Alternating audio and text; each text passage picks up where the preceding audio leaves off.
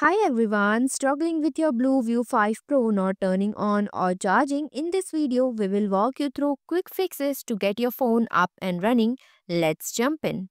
Fix 1. Check the back cover. Inspect the back cover for gaps or looseness. Press it firmly to ensure it is securely in place. Fix 2. Inspect for dirt or grime. Examine buttons and ports for visible dirt or grime. Wipe down surfaces with a soft, dry cloth. For stubborn dirt, use a slightly damped cloth with water or isopropyl alcohol. Fix 3. Examine the battery. Remove the back cover if applicable. Inspect the battery for swelling, leakage, or damage. Ensure the battery is seated properly in its compartment. Fix 4. Clean the charging port. Look closely at the charging port for dust or debris. Use a soft brush or a toothpick to gently clean out any dirt. Fix 5. Test the charger. Plug your charger and a cable into another device to check functionality. Try using a different charger and cable compatible with your phone. Fix 6. Check the power outlet.